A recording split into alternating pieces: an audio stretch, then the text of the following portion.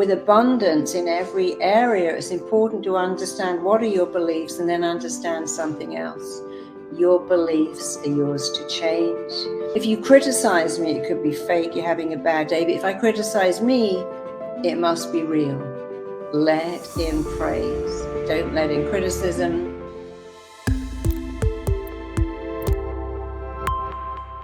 Abundance is a 3-step process, and people have got very confused with, they think it's only the first step, which is I'm going to sit here and manifest abundance. I'm going to look at the secret, and there's nothing wrong with the secret except that we've sort of lost our way. So to have abundance, you have to have 3 things. Each one is important and each one cannot be sacrificed. So the first one, which is the most important one, and certainly the easiest, is to decide you're worth it. What does that mean? Well, it means you have to take a little while and say, I deserve abundance. You know, abundance actually means, the definition of abundance is a lot of everything good all the time. So you may want abundant wealth or health or joy or love or peace or inner satisfaction. And in order to have abundance in any and in every area of your life, the first step is you must take a little time going, I'm worth it, I deserve it. I'm worthy of love. I deserve to have a successful business. I deserve to live a life of joy. When you've done the first one, and only when you've done the first one, can you move on to the second one, which is be really clear. What does abundance look like? What does it look like for you? Because, you know, for instance, I'm a writer and I know what it looks like to write. It looks like spending a lot of time alone writing. And I have to be very clear on what it looks like. And when I know what it looks like, I come to step 3. How can I get it? You see, people do this, you know, okay, I want love. So I'm going to spend ages going, I'm lovable, I'm lovable, I'm lovable. Now I know what love looks like. Some great person that adores me and I adore them. But now we come to step 3. What are you doing? Because if you're sitting on the couch, unless you want to fall in love with the Amazon delivery guy or the postman, that's not going to work. You've also got to go out and put yourself in front of people. If you have a great idea for a business and you know what it looks like, you have to do step 3, put myself in front of people who may want to fund my business, joint venture, maybe my customers. So there's 3 things, and you cannot do just one. You can't go, well, I do the I'm worth it, but not the work. Or I do the work, but never believe I'm worth it. Abundance means being very clear on what it looks like for you. Do you believe you're worth it? And are you going to take the steps to go out and get it? If you said, I want to be an Olympic athlete, I really want to be an Olympic athlete. I know what it looks like. It looks like getting up at 3 in the morning and training and working really hard and not eating pizza. And am I prepared to do that? So as long as you do those 3 steps, you can have anything you want, anything, but you got to do those 3 steps. And you can't say, I'll do 2 out of the 3 or 1 out of the 3, or I'll half-heartedly do it. When you do that, it takes you to abundance, because what you want wants you, and what you are moving towards is moving towards you. And a lot of people, when they think about abundance, they immediately think wealth and money, but there's more to it than that, isn't there? Can you explain the 4 pillars of abundance? Yeah, so the 4 pillars of abundance are wealth, health, relationships, and happiness and confidence. So you could say, I want to be abundantly wealthy, but if you never see your family, if you're too busy to have a family, if you're so busy flying on planes and going to meetings and you never get to unwind and your health is affected, then that's not really abundance. So we have to look at the 4 pillars, and it doesn't matter which way you look at them. Wealth is an abundance pillar. Relationships, you know, having wealth without love in your life is almost pointless. Having success and confidence and living in the moment. So it's health, wealth, relationships, and a feeling of tremendous success and confidence. In fact, an ability to enjoy. Let's imagine you have wealth and you have health and you even have love, but you're so busy that you never get to say, wow, I'm happy, I'm loving my life. So you need to have all four. And we're always told, well, something's got to give. You can't have everything. If you've got a great career, your relationship will suffer. If you're a devoted parent, your career will suffer. And even if you can pull those two off, I'm a great parent, great partner, got a great career, but my health is going to suffer because I'm living on my nerves. I never get to do yoga or eat well. Then that isn't abundance. You have to have all four pillars. If you think of the pillars as like a leg of a table, and if one leg of the table is missing, then the table will never stand up properly. So you need all four.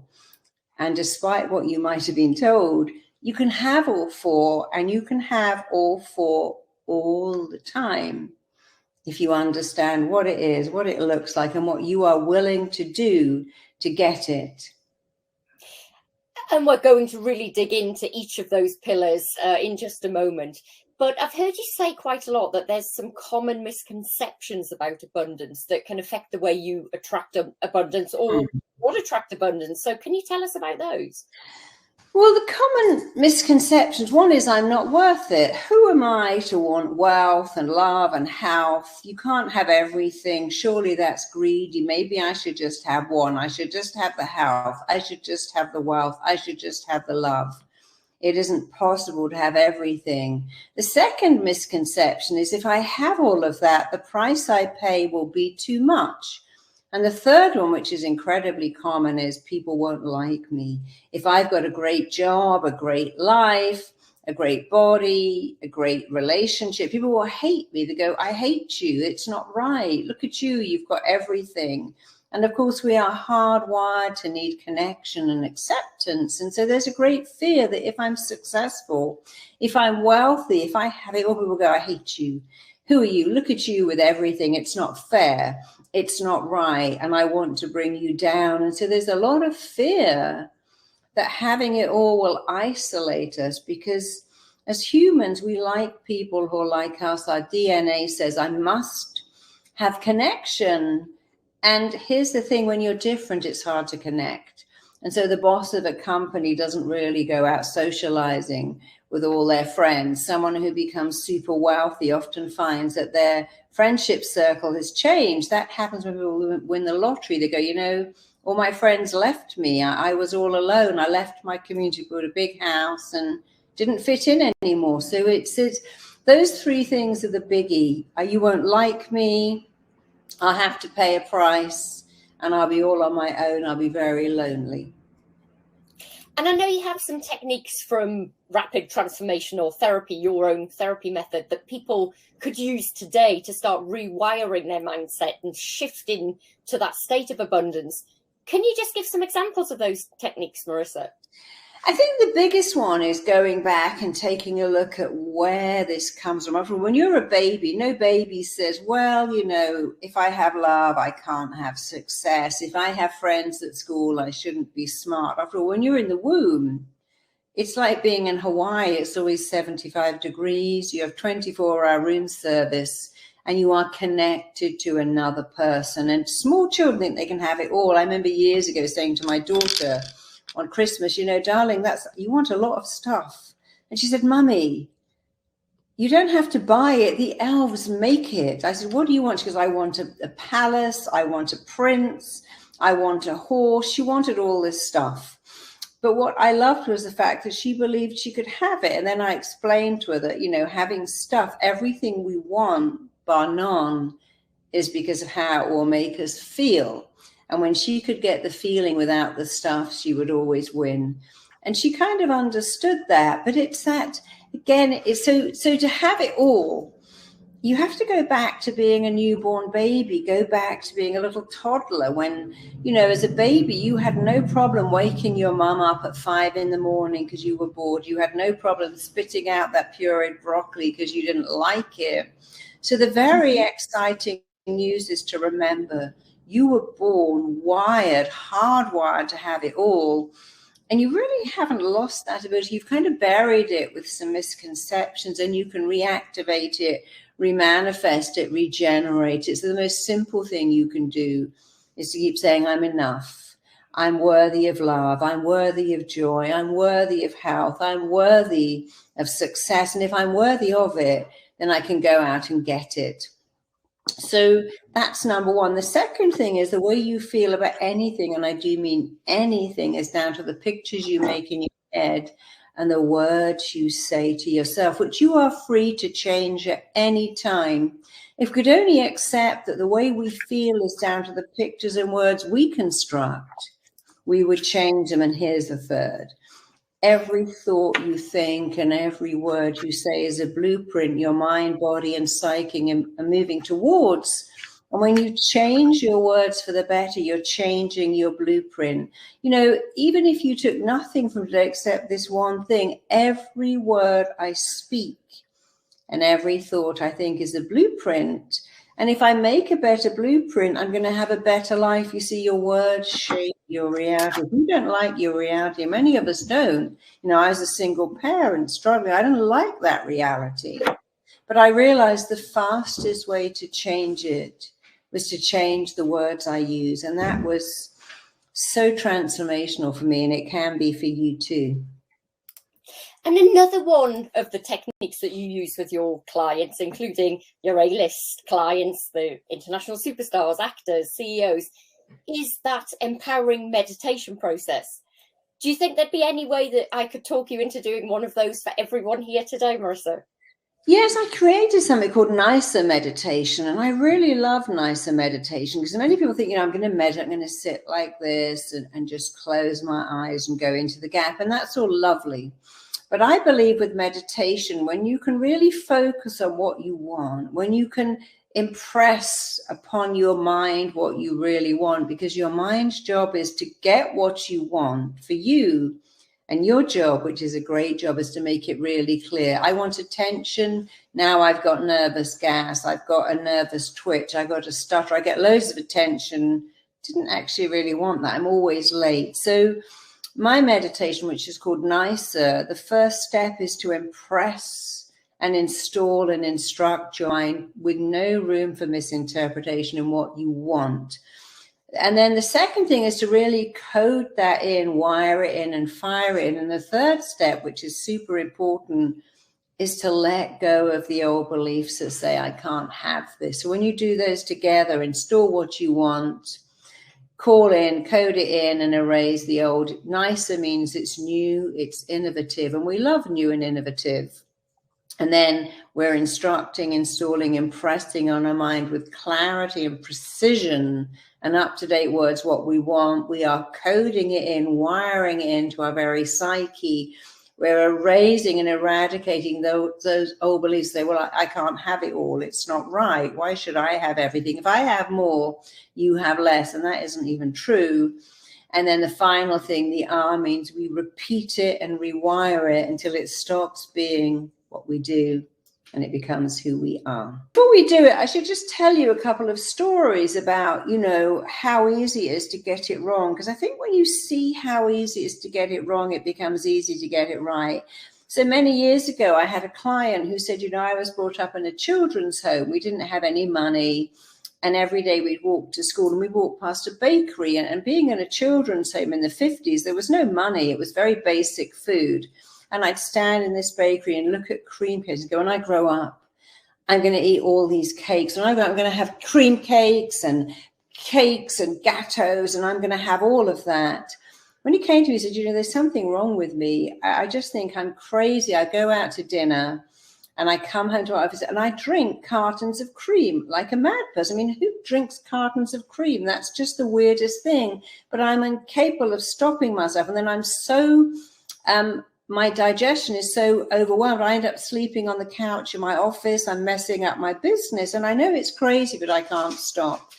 But you see, if you go back and think, what did he say to his mind when he was 8? When I grow up, I'm going to eat loads and loads of cakes. I'm going to have cream and cakes and gateaus. And he told his mind, I want that. And here's the thing about the mind. Once you tell it what you want, it is not a fleeting thought. It's an absolute direct suggestion. And it was like a biofeedback. He told his mind what he wanted, and his mind gave it to him. You want to eat loads of cream. You said that when you were 7.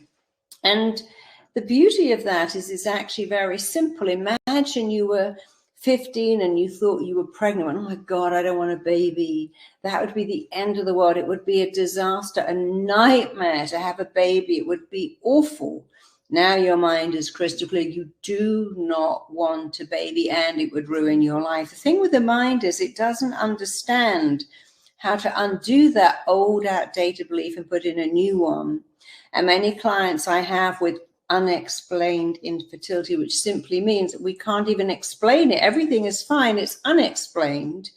Go back to that same thing. I had a termination when I was 17. I was riddled with guilt. I thought I was pregnant when I was 16. I was in terror. And so we have to understand our mind is acting on outdated beliefs. And just like when your computer gets a bug and it becomes slow and ineffective, and someone comes along and says, hey, let me get rid of that bug and upgrade your software, and now look, your computer's perfect. Well, we have bugs that we also need to upgrade so our own internal software is perfect. And that's exactly what I'm going to do with a nicer meditation. Look at the bugs in your thinking, because, you know, we think we have diseased organs. We usually have diseased thinking. The good news is that it is very, very easy to change. Let me just explain it, because you're going to be doing it with your eyes closed. It's really easy. There's nothing for you to do except listen.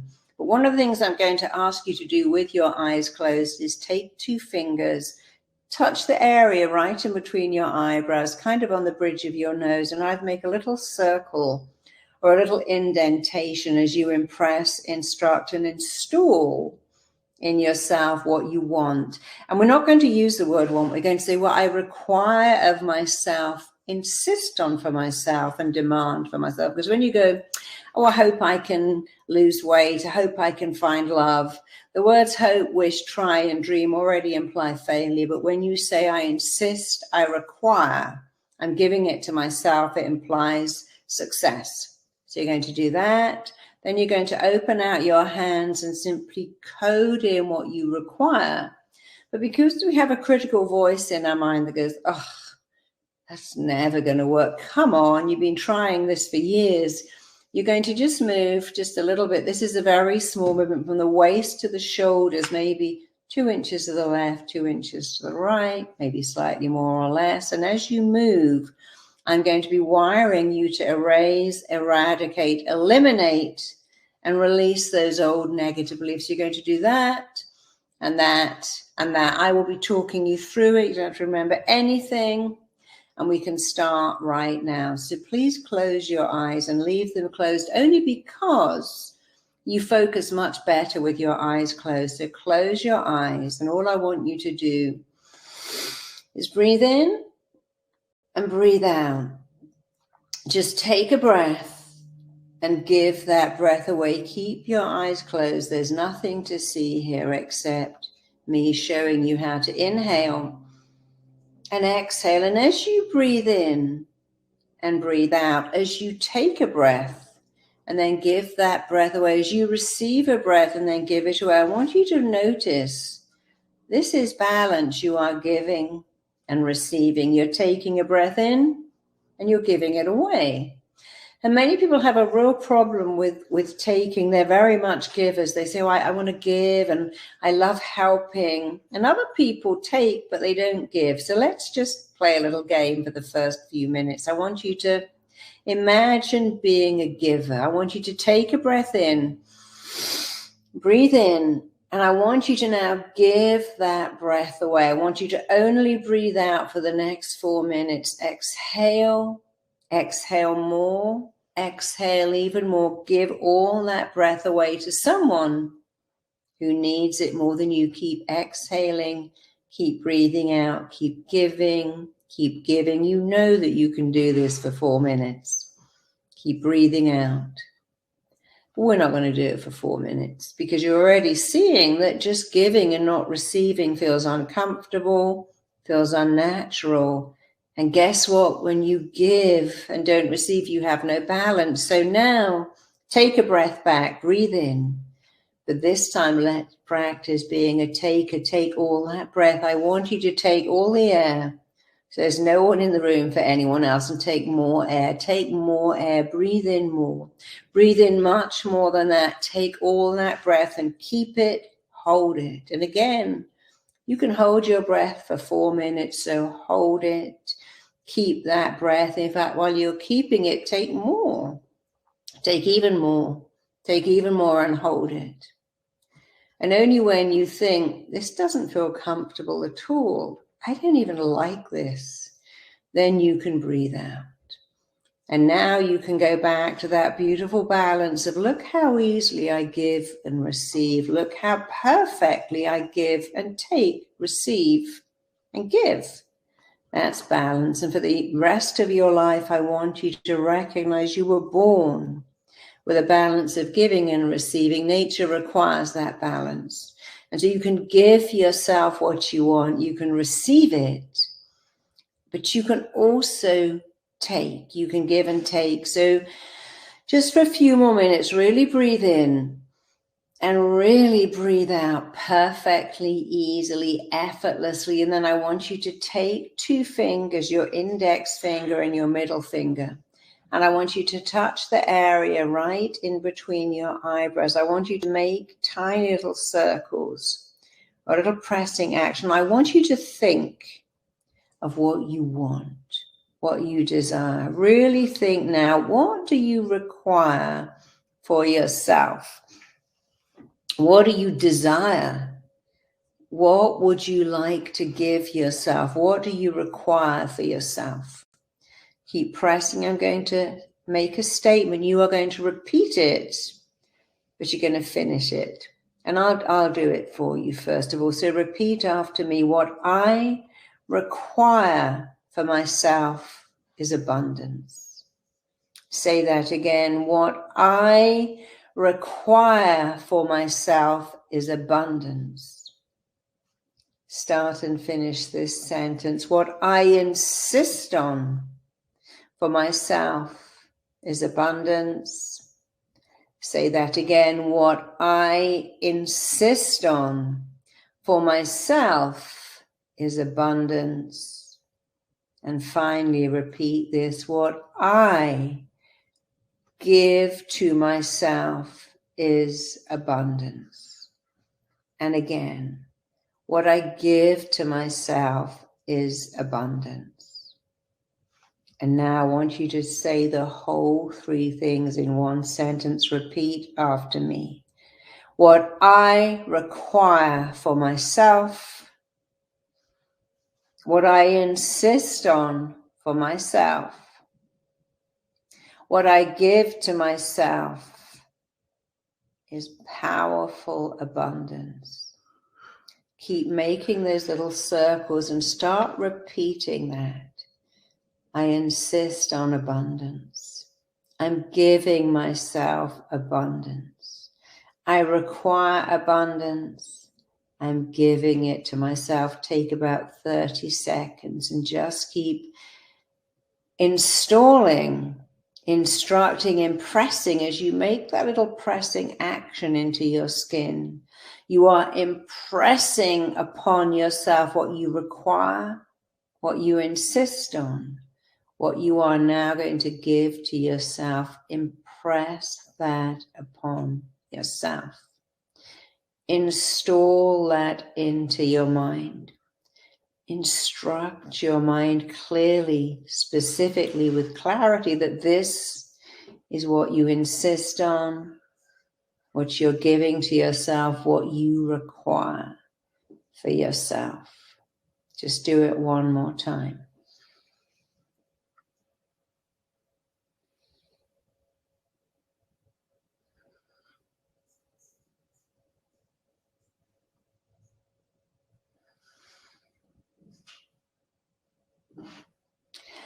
And now, still with your eyes closed, I want you to open out your hands and I want you to code that in. I want you to start by really imagining, what does it look like for you?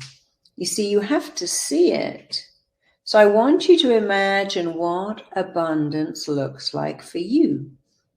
And it's different for everyone. What does it look like when you have enough of everything, enough love, enough joy, enough success, enough money. When you just feel your life is filled with love and happiness and health and wealth and success, what does that look like? I need you to really see it with your own eyes, make a picture, because if you can see it, then you can go out and get it. So really focus on what it looks like. Use that sense of vision. What does abundance look like for you? Does it look like you can just buy stuff, that you have more coming in than you have going out? Does it look like you can buy these things of your dreams? You can help out other people. What does it look like? Are you putting your kids in private school? Or is it more that you have so much love and so many people loving you, supporting you? Does it look like you're just happy and positive and confident and such a role model for other people? I want you to really see what it looks like to have abundance. And I want you to imagine, while you're noticing what it looks like, what does it feel like? Does it make you feel alive and joyful and confident? Does it make you feel peaceful? Is it a reassuring feeling? Is it an exciting feeling?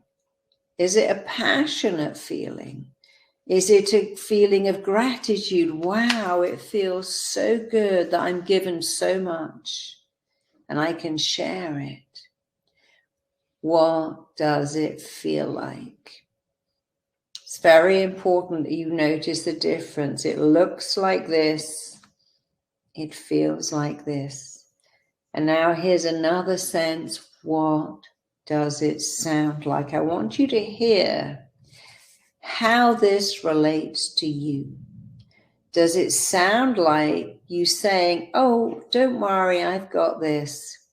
Does it sound like you hear people saying to you, gosh, your life is amazing. You've worked so hard and look what you've accomplished? Does it sound like your partner talking about what a great love you have?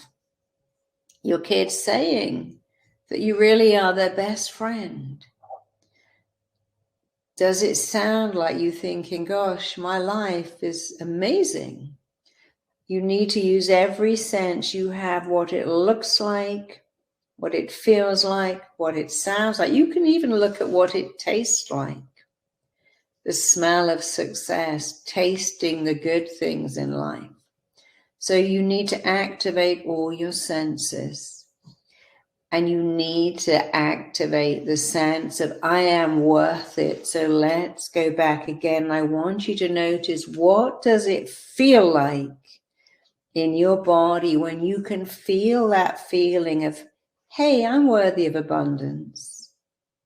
What does it feel like? What does it look like when you know exactly what abundance is like for you? What does it look like? What does it feel like? What does it sound like? What does it look like when you know you're worth it? What does it sound like when you hear your own voice saying, you know, I deserve all of this? Not only do I deserve it, having abundance makes me do good things with it, because I promise you, if you being abundant benefits other people, then you are even more likely to be abundant. So again, I want you to hear your own voice saying, I'm worth it. I deserve this. I'm ready for it. Hear it. I want you to see yourself being absolutely clear, seeing what abundance looks like and feeling the feeling of enoughness that allows you to go out and get it. What you want wants you, and what you are moving towards is already moving towards you.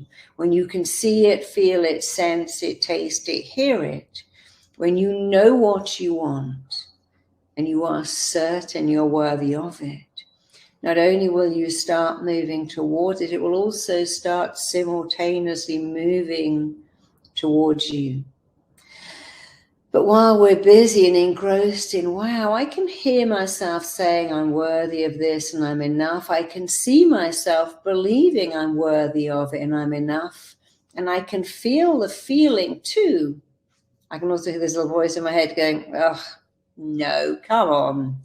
How many relationships have gone wrong? How many jobs haven't worked out? And that's a little critical factor. And we're going to get rid of that. So I want you now to just start moving. Just move to the left, just move to the right, 2 inches each way.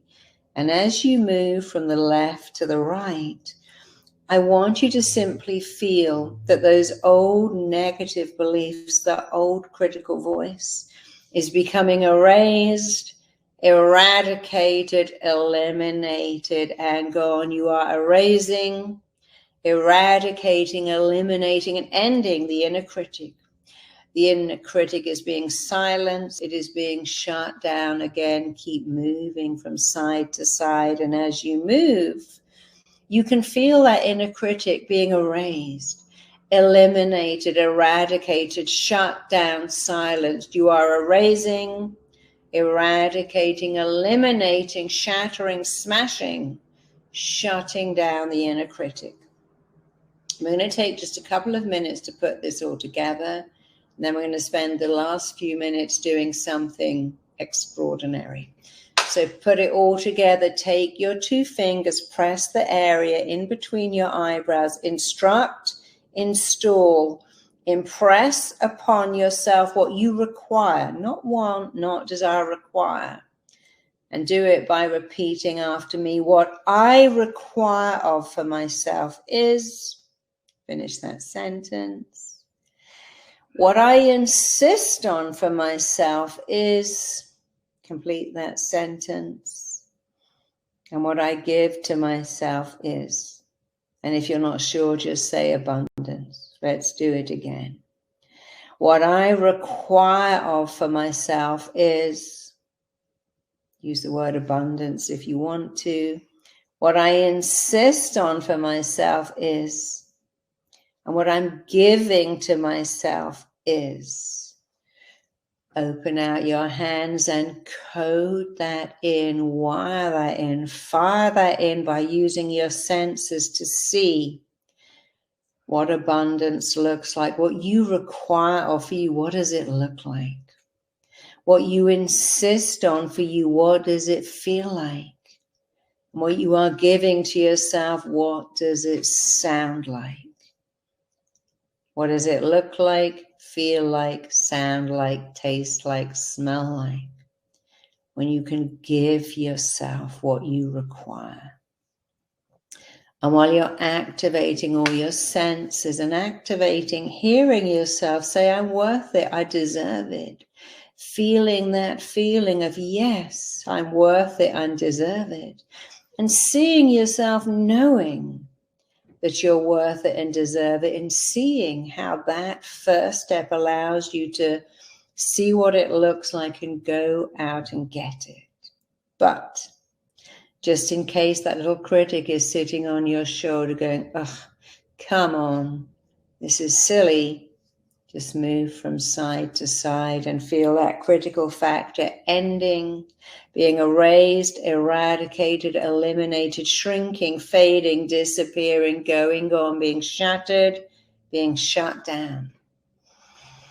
And you can do this a lot. You can do it in the back of an Uber. You can do it when you're on a train. You can do it in the shower. You can do it when you're cooking, just before you go to sleep, just after you wake up.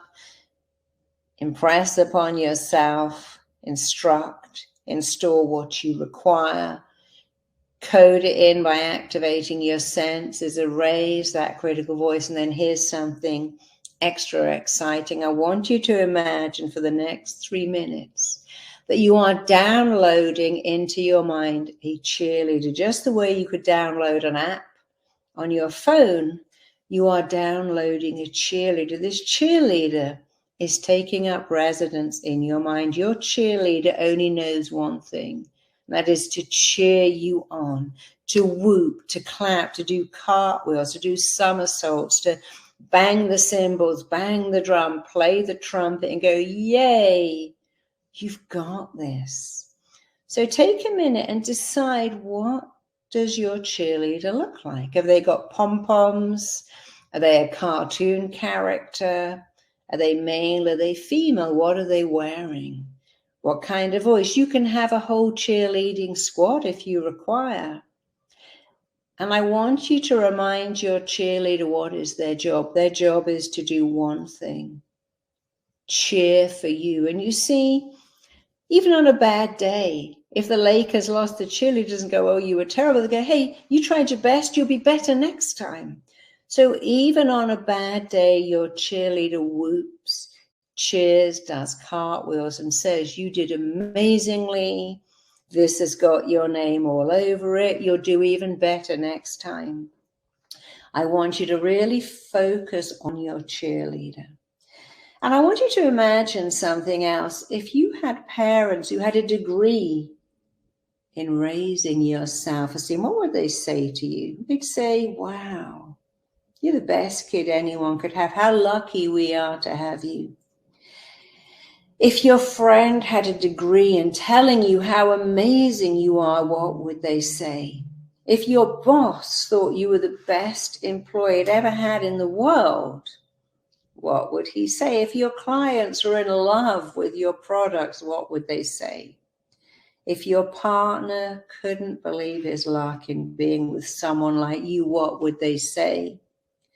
And if your kids thought you were the best parent in the world, what would they say? You see, you know what they would say. So take a minute and tell your cheerleader, these are the words I require you to say to me. I require you to tell me, I'm an amazing kid. I'm an amazing person. I've got a great brain. I'm innovative. I'm smart.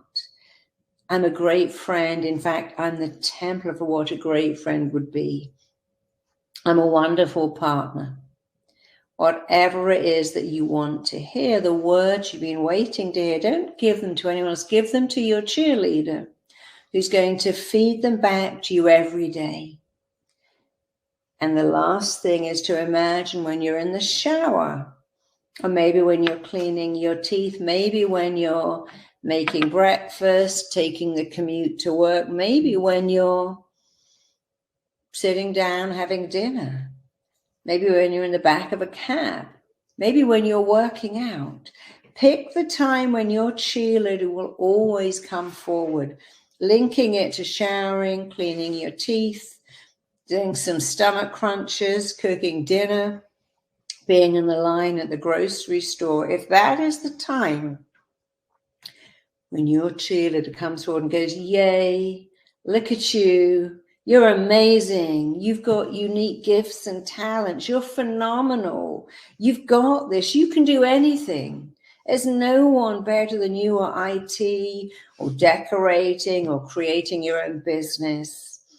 You're the best kid, the best parent, the best partner, the best employee, the best employer.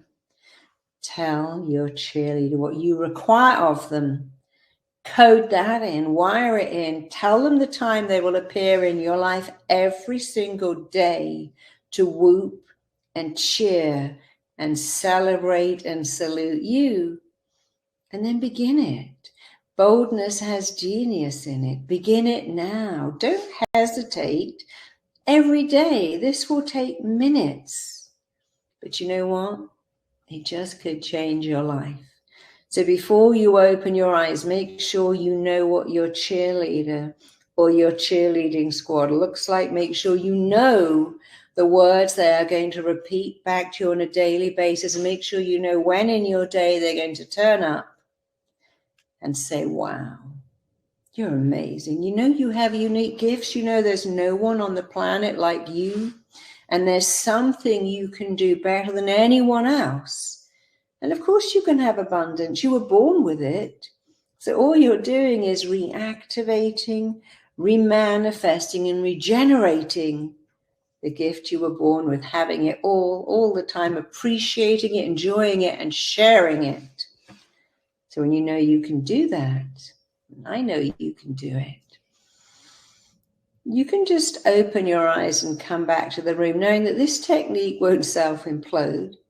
When you finish this recording today, when you come off the screen with me, you can do this every day for the rest of your life. And if you do, your life will be extraordinary.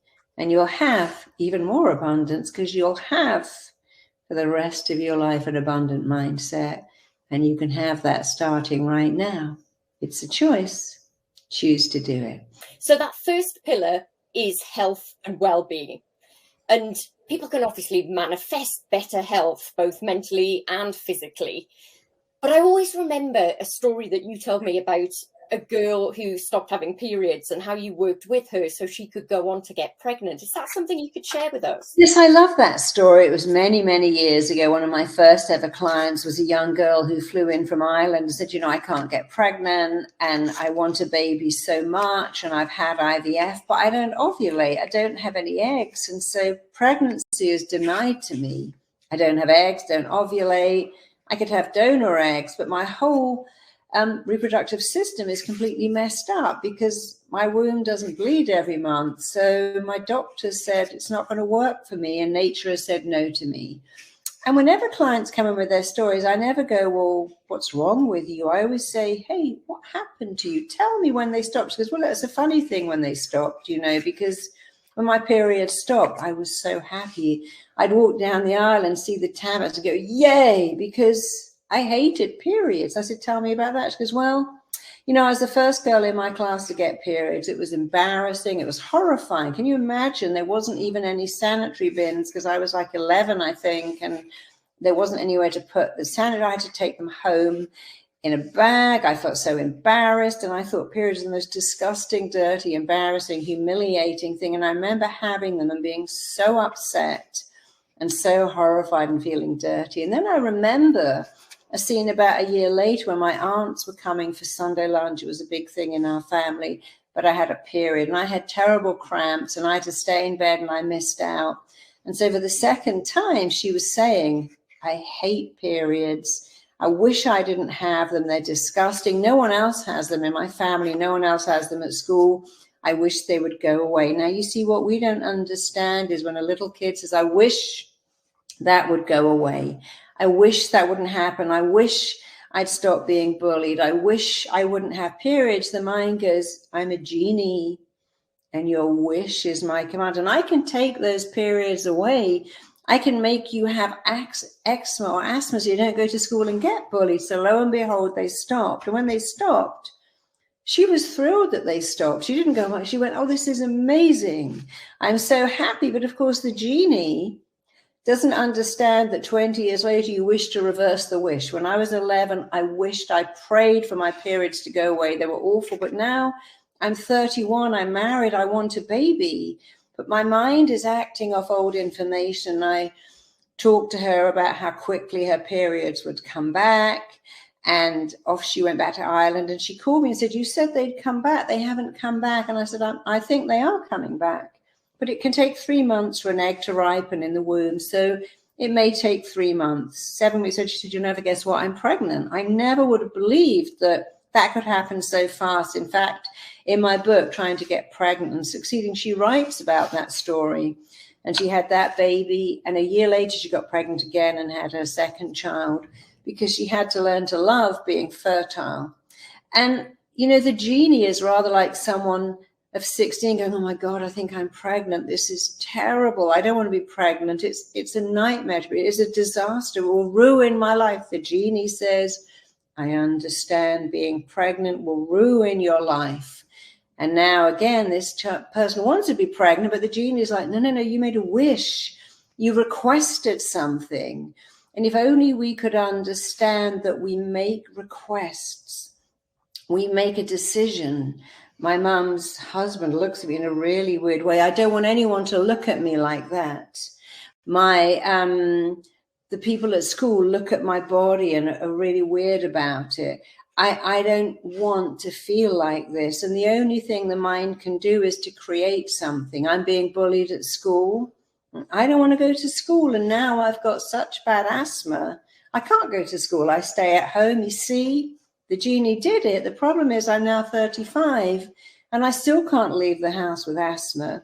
And what I asked for at 11 is completely redundant, completely outdated, but I didn't even know I asked for it. If I didn't know I asked for it, how could I ever know how to reverse it? And that's the problem.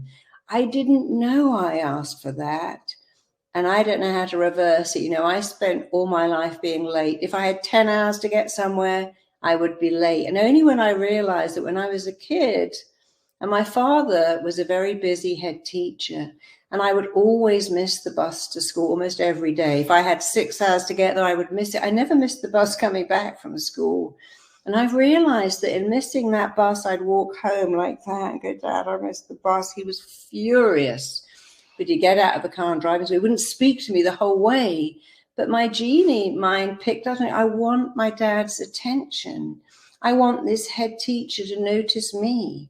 I want this head teacher, this principal, to spend time with me. And every time I missed the bus, he did that. But in my 30s and 20s, I missed planes. I was late for everything until I went back and understood the request I made, the decision I made. And when I understood it, I was able to undo it. And that's what RTT does. We go back and look at the request we didn't even know we made, the decision we had no idea we were making with the life experience of a 10-year-old. And then we reverse it. And then we get what we want, not what we think we want. Let's move on to the next pillar, Marisa, which is confidence. Okay. And I know you have reams of stories about confidence, but one we were talking about only last week was the young girl whose father told her she was fat and stupid, just like her mother. Would you share that? I'm thinking about that. You know, it's amazing how some parents, even with the best of intentions, say things like, well, you know, we're not the kind of people that have that.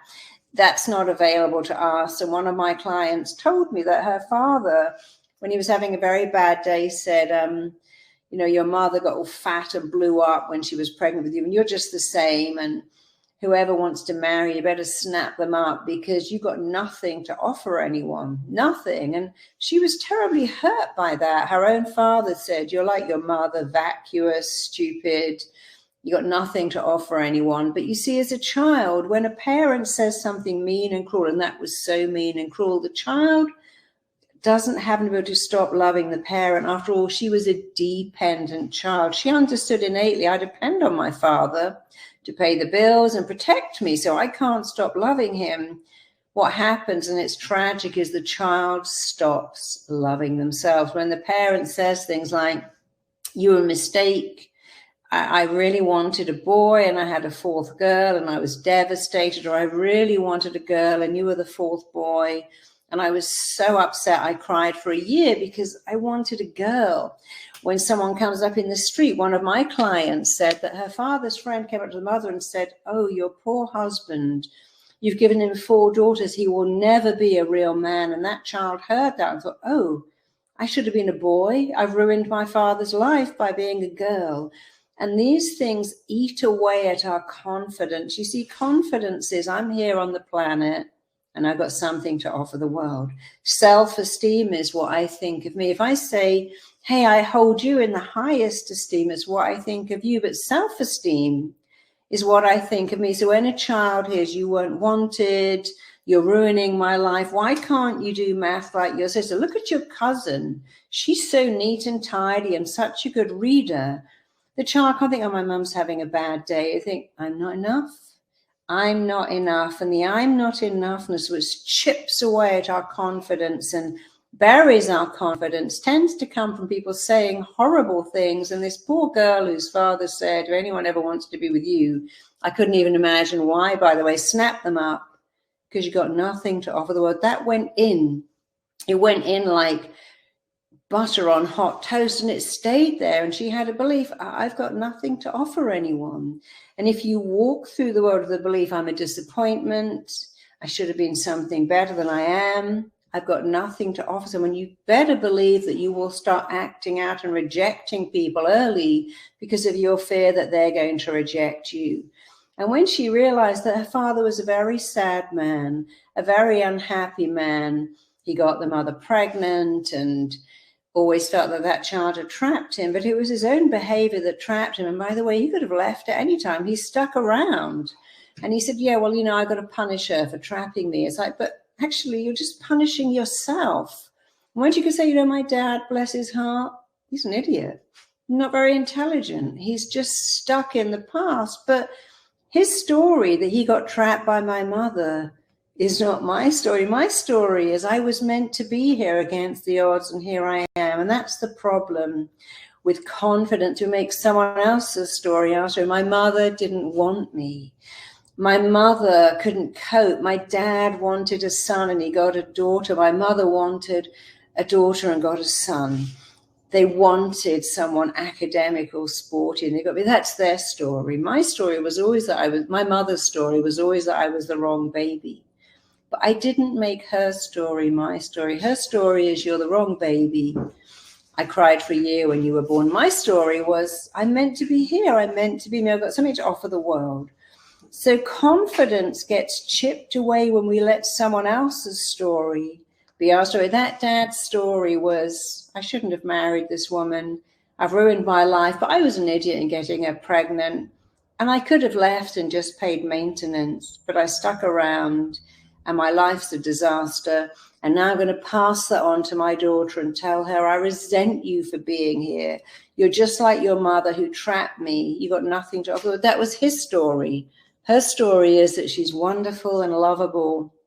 And when she told herself a different story, what a shame my dad is weak. And a bit of a coward, actually, and a withholder. He's an unhappy person who's trying to pass that on to me. A miserable person finds another miserable person, they feel a bit better, but I'm not going to let that in. And with confidence, it's really down to your ability to do two things. Do not let in destructive criticism, but do let in your own praise. So if a boyfriend or girlfriend says, you're rubbish, you're boring, you got nothing to offer someone, I'm leaving you because I found someone better, don't let that in. Shut down the critic and let your cheerleader say, hey, you're amazing. That person's an idiot for not wanting you, but maybe you've just grown out of each other. That's your starter relationship. You can have a better one. So confidence is massively increased by your ability to shut down the critic and switch on the cheerleader. Don't let in criticism, but let in your own praise. There is nothing that will build your self-esteem like your own praise. If I said to you, Faye, oh, Faye, you're the best one we've ever had. Could you work all weekend? I'm manipulating you with praise. If I say to myself, I'm amazing at my job, I can't manipulate myself. So my mind knows if you praise me, it could be fake. But if I praise me, it could be real. If you criticize me, it could be fake. You're having a bad day. But if I criticize me, it must be real. Let in praise. Don't let in criticism. And that will grow your confidence in the most astonishing way. And it really can change your life. The third pillar is relationships and connections.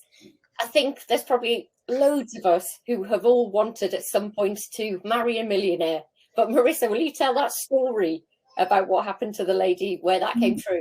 Sure. Some of our greatest problems with love come from this belief that I don't deserve love, or come from having a wrong expectation. So I met a client many years ago who said, I wanted to marry a really wealthy man. And I really focused on, I want to marry someone so rich that I can have this amazing life. And I focused on it, and I told my mind what I wanted. And I'm a manifestor. I got it. And then I suddenly realized that, my husband's always on a plane. My husband runs 8 companies, always in board. I never see him. My children never see him. I married a millionaire because I wanted this lovely lifestyle. And the lovely lifestyle is that he pays for everything, but he's not here. Many years ago, Phil Collins wrote a song called I Can Feel It Coming in the Air Tonight. I know where you've been, so wipe off that grin. It's all been a pack of lies. And it's about his wife, who he married, having an affair with a painter. He was never there. She wanted to marry a rock star. He was on tour, and she ran off with a decorator because he gave her what she wanted. So sometimes in a relationship, we ask for the wrong thing. I want someone who's really rich. I want someone who's a 10. I want someone with a 6-pack. I want someone who looks like a model. I want a wild and crazy person who's really exciting. I like the bad boys. And we forget that, that's exciting for a year. But when you want a relationship and a family, that's not what you want. And so be very careful what you ask for. And so I remember her, she asked for a multimillionaire with a great life, and he gave her a great life, but he didn't share it with her. He was busy. I've met many, many billionaires who say that I'm always on the road. I was talking to recently someone the other day whose father was a rock star. I never saw him. So for the first 11 years of my life, he was never there. He's a great guy, but I didn't see him. And of course, I meet many men who say, no, I never see my kids. I meet women too who say, I'm always in the office. Donna Summer said, Mummy, can I have a meeting with you? She didn't know what that was, but she thought that's how she could see her mum. So be careful what you ask for. It's the same thing I started with. Decide you're worthy of love, but really narrow down what it looks like. You then go and get it, but make sure you know what it looks like first. Fascinating. And the final pillar, so wealth, and this is the one that people always think about when they hear the word abundance. So have you got a story you could share around wealth, Marisa? Oh, so many. Our relationship with money is set by the time we are 5 years old, which is kind of extraordinary, wouldn't you say, that at 5 we form beliefs about what money is, what it means. And one of my clients, who was an accountant, said, I never bill people. My own accountant thinks I'm completely crazy because I don't bill my clients. I can't ask for money. I'm good at my job, but I can't ask for money. And then she told me her story. And you see, it's always the stories. We tell ourselves stories that are completely true when we're little, but we keep them going. And she said, my parents are both doctors. They divorced. It was a very bitter divorce. My mother hated my dad, and my dad earned less money than my mother. She was a much more successful doctor. But every Saturday, you go, when you see your dad today, tell him you need school shoes and they're $100. Tell him you're going on a school trip and it's $100. Tell him you got to pay for this extra coaching and do not come back without that money. And she said, my dad knew that it wasn't true, that maybe the school trip was $30. He knew, but he also knew he had to give him the money. And with the most sad face, he'd hand over this money every week. And every week I'd think a thought, I hate asking for money. When I grow up, I will never ask anyone for a penny. This is killing me to ask him for money. I feel so dishonest. I'll never do it when I grow up. And there's the Jeannie, I will never ask for money again when I become an adult. And now she couldn't bill her clients. I had another client, and her story was interesting. Her parents took her to India every year. And she was from a nice life. And every year as they were leaving her mother said, give your cousin your doll. She's got nothing. She says, but they were my babies. I had to give her my dolls. Next year it was like, give your cousin your shoes and your dress. They have nothing. And I go, don't be greedy. Give that away now. I don't want to hear another word. Give her all your stuff. And eventually I thought, if I had no stuff, no one could take it off me. I got to give away my teddy, my dolls, this dress that I love. And she came and catered a party I had. And she said, I just can't make money. I've had 2 restaurants, they folded. And she was such a great cook. And I talked to her, I said, it's because of this belief. If I have nothing, you can't take it. But if I have it and you take it, that causes me so much pain. So with wealth, it's all about, what did we hear? People don't like people with money. See, those rich people, they've got no scruples. They sold their soul to the devil. I don't know where to find money, which is a very confusing thing. When you hear your mother saying, I can't find the money, don't know where to find the money, we can't find the money. You don't find money, you monetize a gift.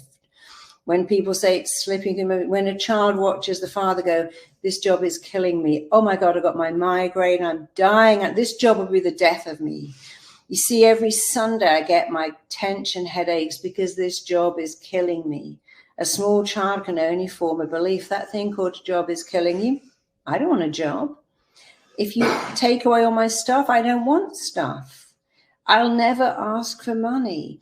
My parents fight about money and I don't want any. And then we can't fight because a child's mind is very simple. My little girl said to me once, Mummy, you don't have to ask Daddy for money. If you go to the bank, they give it to you. That's what she believed. That was her abundance. If you put plastic in a wall, The wall gives you money. Everything you want is because of how it will make you feel. But with money, with wealth, if you have an idea for creating wealth, but you have a belief, people won't like me, you never know who your friends are, easy come, easy go, I didn't really earn this, I got this too easily, you'll find that that wealth will upset you. You'll even go into destructiveness. 70% of lottery winners, an amazing statistic, are dead broke, bankrupt in 3 years. How could that be?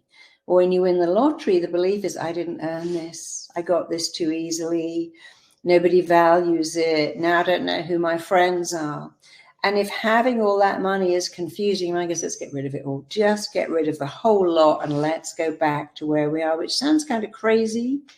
But if 70% of people are doing it, there must be something in it. So with wealth, with the abundance of wealth, you really need to take a look at your beliefs. Many years ago, I got a Porsche and I drove home because they went, ugh, you become one of those poshies. You're not one of us. And when he was really down on me, he was very critical. You're one of those poshies driving a Porsche. You're not one of us. You're not like us. And everything he was saying was about, you don't belong to this family anymore. I can't connect to you. Become posh. And he was a miner and very proud of his working class roots. Nothing wrong with that. But I was watching him with fascination as he tried to ostracize me and separate me because he really resented me having this Porsche. But luckily I didn't let him because I worked very hard for that Porsche and it gave me immense joy.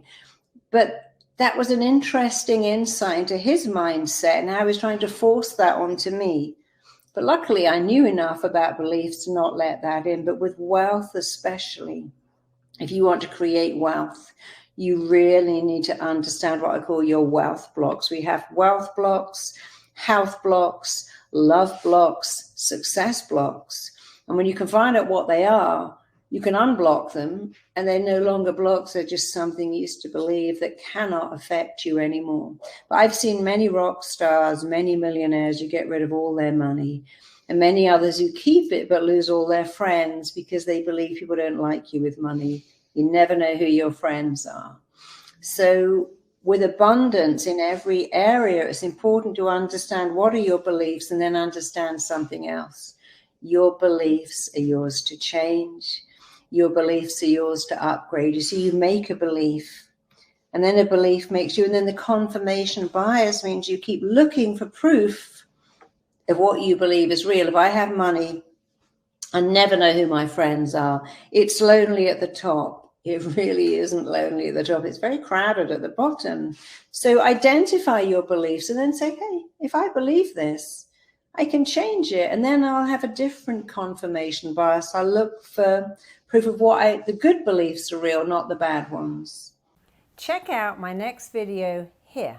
The way you feel about anything at any time is down to two things: the pictures you make in your head and the words you say to yourself. And number one habit to stop you being successful is waiting for perfection.